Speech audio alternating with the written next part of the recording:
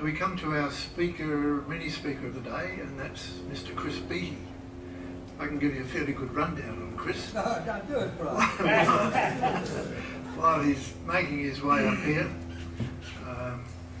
Chris and I first met in the early 1960s, I guess, or late 50s, in the Lands and Surveys Department.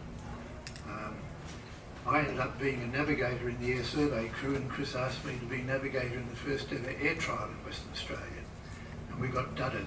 We won, but they only gave us second prize. And we've complained about it ever since, haven't we? Yeah, no good.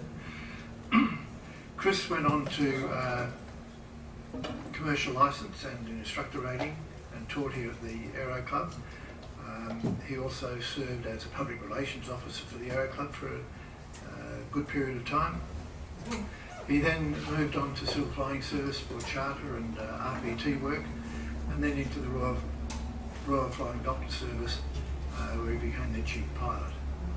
So he's got a pretty good background in aviation, but by being involved with the Aero Club, he could see what was happening to a particular chap whose flying skills weren't right up to scratch, and he's going to tell you about it today. Bishop Jobst, some of you may have heard of him, but Chris is going to tell you all about the Bishop and how he learned to fly again. Over to you, Chris. The tale of the Flying Bishop. Let me take you back in time here at Jandakot to a Saturday afternoon in February 1968. The change in the building side since then has been remarkable, but airside, not so much as altered, and probably the only significant change has been the introduction of ATIS and a discrete surface movement frequency. Now before that, each aircraft had to be given individual aerodrome information, whether for departure or arrival, and this was all done on tower frequency. The heavy traffic on which probably had some influence on what follows. It was a very hot day early in the month when His Grace Bishop John Jobst, Catholic Bishop of Broome and the Kimberley, was approaching Jandakot in the Cessna 182 VH Delta Quebec Juliet, which he used in his duties administering to his widespread flock in a huge area of the state. He was bringing the aircraft down for maintenance requirements. I believe that I'm correct in remembering that he had not been to Jandakot before. He had called Jandakot Tower Clack Line after leaving primary controlled airspace and had been given wind, a strong easterly, Jandakot QNH and runway 12. No circuit joining instructions or traffic information were given or needed to be given, although the circuit area was crowded with student pilot traffic and the tower frequency very busy. The next phase in the drama occurred when the Episcopal aircraft was spotted by an observant tower controller on a long final approach to runway 30 with a most impressive ground speed, which was taking him rapidly towards a spectacular mid-air collision with one or more of a string of training aircraft on initial climb after touch and go landings on runway 12. Chaos ensued in the air for several minutes, but fortunately there was no damage done because of the expertise of the tower controller in rapidly getting control of the mess.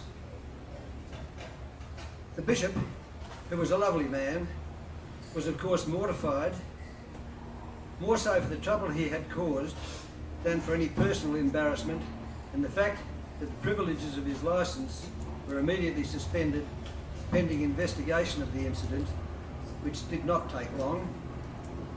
It was obvious that the long day, Penland, Carnarvon, Geraldton, Jandakot, the hot weather, the lack of familiarity with Jandakot and with the controlled aerodrome environment had taken its toll in his disorientation, and the general feeling was one of sympathy for His Grace, together with relief that no damage had been done.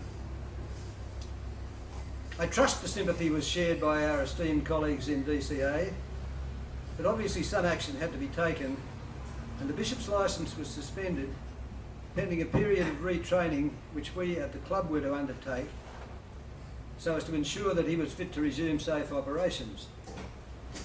My memory, which may be at fault though I doubt it, suggests that 7 hours of dual flight was required. I have no idea what criteria were used in determining this figure. Strangely, nobody from the operations section of the department gave us any indication as to a suggested syllabus for this program. It certainly did not take long to teach a man of his intelligence to get to know Jandakot and how to operate at a semi-controlled airfield, and much of this time was not necessary. I don't wish to be too critical, but I do not believe that anybody from the department flew with His Grace after he made the recommendation that his licence be reinstated when the training period was completed, and I felt, and I still feel, that he was owed the satisfaction of proving his competence to the authorities who had suspended him, and that this was a weak response to the situation which would perhaps not have occurred if the pilot in question had been someone of little significance or importance. With due respect to my two good friends, members of this organisation, Ron East and Peter Griffin, at that time both examiners of airmen with the operations branch of the department, perhaps they and their colleagues were fearful of some sort of divine retribution befalling them were they to fail him. As the Bible warns, be sure your sins will find you out, and vengeance is mine, saith the Lord. As an aside for a moment, speaking of Ron East, he tells a story in his very interesting biography of how once, before an instrument rating renewal, I told him how the little notes he was in the habit of propping up on the panel to be opened at a particular time, and always containing some instruction for a deviation from the flight plan, were a distraction to me, as one could not help speculating what mischief might be in store, and I suggested that he desist from the notes and tell me what he wanted when the time came. Like red rag to a bull. Another bloody note. When the appointed time came during the flight, which was going well, I opened the note to read, "Take me home, you have failed." I must have shot him a very startled look, because he laughed heartily at my discomfiture, took over and flew us back to Jandakot. To return to Bishop Jobst, I note from my logbooks that after some briefings, I did a total of 2 hours of duel on circuits and landings with His Grace in his aircraft, tossing runway changes, missed approaches and various types of emergencies at him, all of which he handled competently. And I remember that despite all the inconvenience and no doubt embarrassment that the episode was causing him, he remained the soul of courtesy and patience. The bulk of the flying was done by two instructors who some of you here will remember with affection, Dennis Sinclair and Gavin Green, both, sadly, no longer with us. Each had served in the Air Force of his country, Dennis in the RAF and Gavin in the RAAF, and perhaps their comments reflected the ethos of their respective services. Dennis let his sense of humour take over when he wrote on the Bishop's training record, for the benefit of the folk in the department, and no doubt somewhat whimsically, with tongue-in-cheek, "Bishop Jobst has been a pleasure to deal with, personally, both on the ground and in the air. He has demonstrated flying skill and airmanship of a sound standard, but is unused to operating in congested airspace, and at times still lacks a good lookout. Until returning to the familiar deserted skies of the Kimberley, he may have to rely rather heavily for traffic separation on the goodwill of his employer."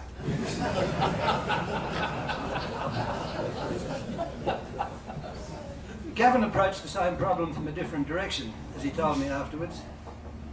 Having reminded the Bishop several times, without much success, to scan the area to his left and behind before turning onto base leg in the circuit, when the downgoing wing of the Cessna would obscure traffic coming up inside and behind, Gavin took over whilst he gave this advice: Your Grace, you possibly have enough influence in high places to prevent some bugger inside and behind us running into us in the turn.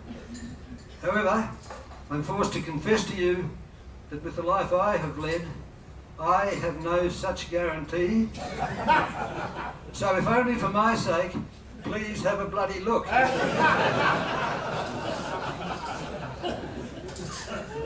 The Bishop laughed. The problem of lookout was solved. The 7 hours of training was completed. The department was notified, and His Grace was free to return to his work with his people in the Kimberley.